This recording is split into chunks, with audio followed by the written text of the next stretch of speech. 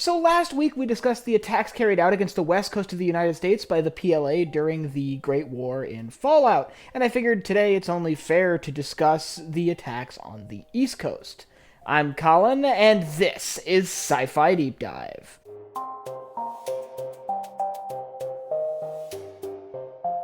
Remember, if you enjoyed this video, to head down below and hit that subscribe button. So, one of the key moments of the Fallout universe's history is the Great War, the nuclear exchange between the United States and the People's Republic of China that ultimately ended the world.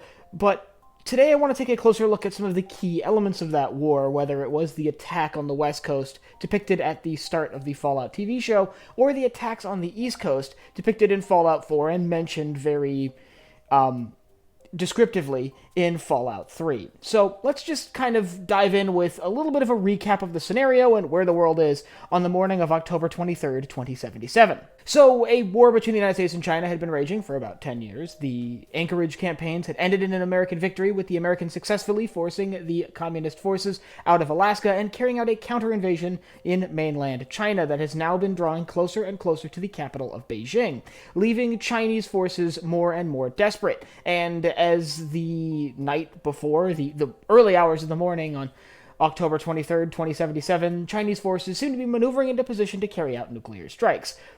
But we really only know about Chinese forces maneuvering off the west coast of the United States, namely submarines operating in the Pacific and bombers over the Bering Strait.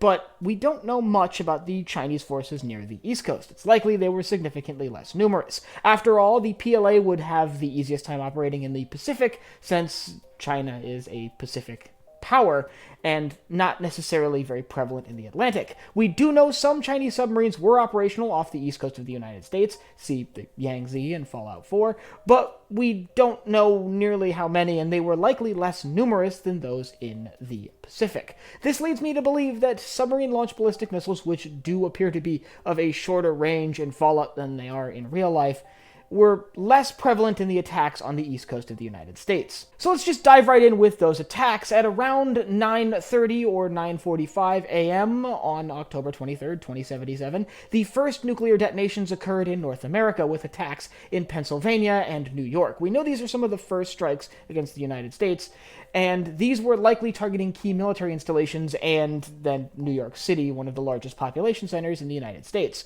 We don't see these attacks, but we do see them mentioned in a news broadcast in Fallout 4 as some of the earliest reports of nuclear detonations, and the first sign characters on the East Coast would have that the world was ending. This coincided with the activation of air raid sirens and likely whatever the Fallout world's equivalent of the emergency broadcast system was, a sort of system to notify the people of the United States that an attack was underway, and would culminate in a series of strikes that hit the Boston area where our characters are located. Now, we only see one nuclear detonation, but we do see concept art that shows multiple explosions, so we're going to work on the assumption that there were several explosions, and from the perspective of our characters, we could really only see one. That leads me to believe that these attacks were fairly similar to the second wave of explosions we see on the West Coast in the opening of the Fallout TV show, likely multiple warheads from a single missile targeting the Boston area as a whole. These MIRV warheads would have detonated simultaneously. Now, we once again only see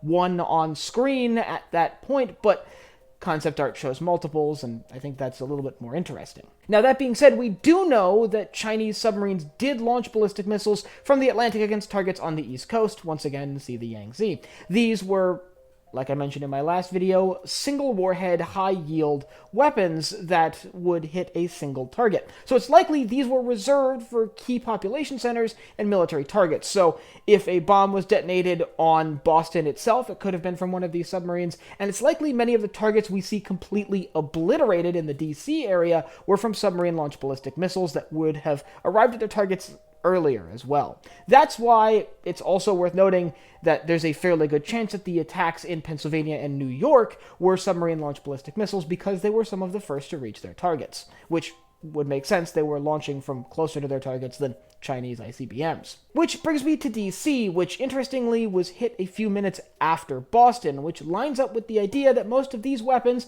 and the weapons that hit DC, were being carried by ICBMs, which would have been coming over the poles and thus would have reached targets further north first by a few minutes. Now, we know a lot less about the attack on DC because we never actually see it. All of Fallout 3 exists in the aftermath of the nuclear war, but there are a few interesting things that are worth mentioning. It's apparent that the United States had bombers on alert with gravity bombs at the time of the attack, possibly even scrambled in the air towards targets that were considered priority when word came in that the attack was inbound. We know this because we see one of these bombs in Fallout 3.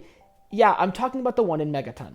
I think it's safe to assume that the Megaton bomb is an American bomb, and the reason being is, number one, Chinese bombers aren't going to get that far to the United States, especially if they're coming from bases in mainland China and having to contend against capable American air defenses. But secondly, that bomb has the Vault-Tec logo on it. And before you jump on the Vault-Tec drop the bomb train, it's far more likely that Vault-Tec simply manufactured this weapon, as opposed to ordered its deployment, which, by the way, whatever its target was, it never reached it because it ended up in the middle of a crater in the DC area. All things considered, though, the attacks on the East Coast are a lot more of a mystery than the attacks on the West Coast, since we see them a lot less clearly. They're often referenced in historical texts or seen very briefly in the case of Fallout 4. But still, they're just as fascinating as the attacks on the West Coast. If you'd like to learn more about the nuclear strikes that hit the West Coast of the United States, I'll leave a link up here to my video on that I put out last week.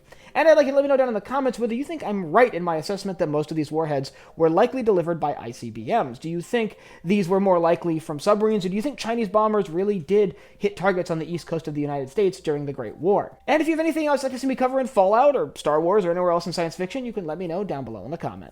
Last but not least, if you enjoyed this video, head down below, hit the like button, the subscribe button, and the bell icon so you get notified when I upload new videos. So for Sci-Fi Deep Dive, I'm Colin, and I will see you next time.